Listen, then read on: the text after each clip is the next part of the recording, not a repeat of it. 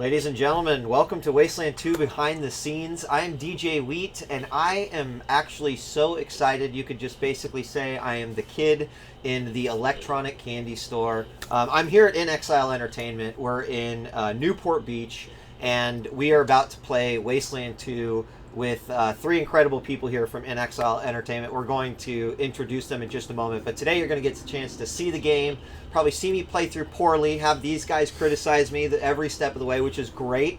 And then we're also going to be doing some questions, some Q&A with you guys. We're going to be giving away some keys throughout the broadcast and at the end of the program.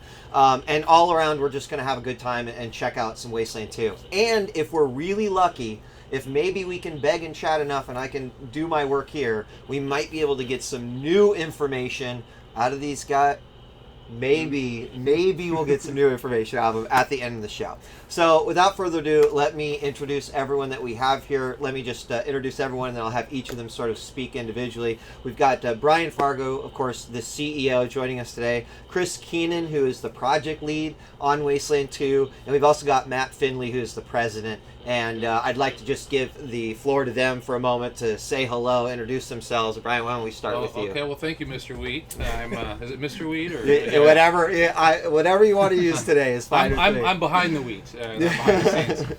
So, well, it's exciting to be doing this. I've been trying to get this game made for 20 years, so it's kind of cool that we're all sitting here, even having a conversation about it. And if it wasn't for Kickstarter and crowdfunding and our fans, basically, we would not be having this conversation. So it's great. I'm glad you guys are all here to watch us taunt and tease Mr. Wheat here as he plays the game. Definitely looking forward to it. Chris. Yeah, so I'm Chris Keenan. I'm the project lead, and I've pretty much worked for the better half of my life for Brian Fargo and Matt Finley as well. I started at Interplay when I was 15 years old. I was QAing games over there. I had to get dropped off at the office by my parents, which is a little bit embarrassing. But when child labor was acceptable. Yeah, I didn't get paid or anything. Yeah. All right, and Matt. Yeah, so throughout this live stream, I'm going to be working the chat room over here, and if you have comments and questions of things you want to say, I'll be passing along, and we'll hope to respond to you in real time here. Awesome. I've been told don't read the comments, and yeah, reading the comments. Do not. Hopefully we get tons of great questions today. I'm sure we have fans of the original game as well as people who are going to be introduced to Wasteland 2 for the first time today. I stand here as a big fan of the first game. I played this when I was 11 years old, so not only does it show my age a little bit, but I'm so very much happy that a sequel is getting made and by the right people. So I just want to mention a couple other things before we get started. For the giveaways today, you might already be asking, how do I get involved? How do I get my chance to win a copy of Wasteland 2? You just need to be following the In Exile channel. So below the video, there's a little follow button. Make sure you're clicking on that, because if your name comes up and you're not following, we're going to re-roll and we're going to find another winner. So just make sure you're following, and throughout the broadcast, we're going to be giving away a couple of keys. We'll do Q&A a little bit later, but if you have questions throughout the broadcast, don't be afraid to bring these up and just throw them out there. Matt will have the eagle eyes and will be checking. His perception skill is actually super high. Very high. Yeah, definitely. So we're going to be good with that. With that being said, do you guys have any opening words before we actually jump in and get started? No, we just want you to jump in so we can abuse you while you play. Okay, let's do it. We're going to hop in. I want to know how Matt got in charge of selecting which questions we get asked.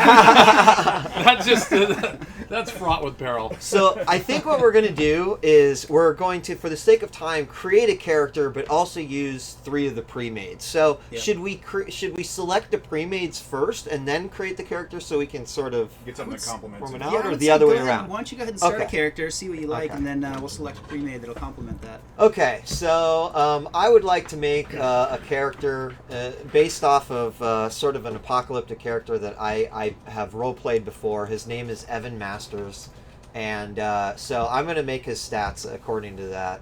And he's got a little bit of strength, a little bit of speed, but we're going to also toss some intelligence and that last point into charisma. I'm just gonna say, not having action points is pretty bad. Right. So, maybe we need to do one of these. So he's just not very lucky. He's not very lucky. No. So he's not gonna crit, and may not get the extra con, but I'm okay with that. So Yeah, we've tried to tie a bunch of stuff into luck. So there's a lot of things from you can get an extra action point during your turn. It affects crit with a lot of different weapons. Just really wanted to make it a legitimate skill right off the bat. So I don't have anything above average. Like when I'm creating a character, is that something that I should be concerned about? I wouldn't worry about it. One thing to keep in mind when you're playing this game is that, unlike a lot of role-playing games, you're just creating one character. So in here, you're going to create a set of 4, so it changes the dynamics a bit. Sure. And we also kept the points low, too. We wanted to make sure that there was a lot of choice in it, too, right? And so having these really wide swings in how your player is going to react if you have low in some attribute versus high in the other. So you can get some pretty diverse guys in there. Okay. So now I've gone through attributes, and I'm moving on to skills. For skills, I mean, just for natural combat and sort of the way it used to be is you'd always want to have some sort of a weapon, and early on the assault rifles, it's going to be probably pretty hard to find. So I'm going to go ahead and go submachine guns, and then probably something like bladed weapons. Yes, ammo is very scarce. Yeah. Like the first game. Yes. So let me check out for knowledge skills. All these skills, by the way, are skills that I pretty much recognize from the first game. In fact, I think there's some skills in the sequel that actually have a use that were somewhat limited in the first You'll notice game. I have the toaster repair shirt on. Yeah, yeah. All right, so any suggestions for making my character, skills that will definitely be helping me out in the early portions of the game, especially if I'm a new player who's like trying to... Well, I think some of the more interesting skills are the hard-ass, kiss-ass, or where's the other one? Am I missing it? Yeah, Smart-ass, there it is. Right Okay, there. yeah. In that it unlocks different kind of dialogue options during the game than you would see otherwise. So that one's rather interesting. Okay. He's definitely a hard ass. He's definitely a hard ass. Yeah. And then you can do it with the other characters, but you're definitely going to want a couple of medics, ultimately, when it comes down to it, and at least one surgeon. Okay, now that's something I could probably choose during my pre-mades, right? Yeah, So, Yeah, we okay. have more of a medic style character. Even the pre-mades, though, you can go in and alter the pre-mades. Okay, so right, you don't have to right. take them as is. Okay, so I've got 0 points remaining. I think that's going to be it for me. For this character. Oops. Alright, so name. Evan Masters. Let's say he's 31. Been out in the Wastelands a while. He is with the servants. Maybe. Oh, look at that. We'll just say none then. The religion list is set up to match the original Wasteland 1 religions. Okay. Same with the nationalities. And Nico Servants Pops. of the All Mushroom right. Cloud. Yeah, I don't know As a why not. religion choice. Yes. Why not? Why it should? That's what I was looking for. Yeah. Very good. Done. It's Okay. added. All right. So we've got the next here. Oops. Oh, that's okay. I can go back in and go edit. back in. You can go back. Yeah. Okay. There It we goes go. much faster there now, we go. I noticed, Look at yeah. that. Okay. So there we go. That kind of looks like it. And we can also do customization at this level too. Right. Yep. And then is if you cool. use customized character, it'll put him there. If you want that instead of the portrait. Follow me? Oh, really? Yeah, Yeah. sure. Okay, we got to give him some. Yeah, we put a pretty limited amount of different character parts in this first one. The next update that we have, there's going to be a decent amount more. So we went through, and you can modify everything, So- from hair and hats and helmets and all of that stuff, all the way down to your pants. Now, and I click this, and Yeah, it will click show that. up in Yeah, there. it'll show up there. See? Okay, that's cool. That's something to know. Okay, recruit ready. I can save it. Right. And that allows me to use him even if I want to start another new game later Exactly, on, right? yeah. So if you come back into the game, that's somebody that you usually play. He'll always be in this pre-made list for you. Oh, okay. All right, so we have Evan Masters. Let's fill out the rest of the squad. And I'm gonna sort of divert to you guys for suggestions. Well, I would for grab this. with pills. Pills. Pills for sure. There's your medic.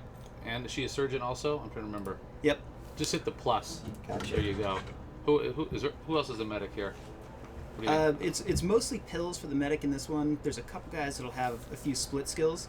She's the most well-rounded though, for sure. Right. Fade is when I use So a if you fade. want, Which if you want would somebody that recommend? has a few more conversation skills, you can go with your negotiator up top. There's a ton of puzzles in the game, so all of the knowledge skills that you saw, lockpick, safe crack, all of those things, they're splattered throughout the world.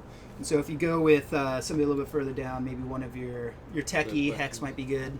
Okay. Hunter is going to be a little more combat focused, or your Infiltrator, Maybe Fade on the bottom. like a okay. What about? Okay. Well, are they the same? No, there's two. Okay. All right. We'll add Fade. Although I kind of I think I used one of these guys at one point, and I did kind of like the Bruiser. So I'm gonna go. Yeah, he's great. Big Bert's one of my favorites. Yeah, I'm actually gonna go with Big Okay. Bird. He's more of a blunt weapon type guy. And he makes a great. And he makes a great omelet. All right, so we have our group here. The Rangers are getting ready to set out, and we're jumping in. And we're off.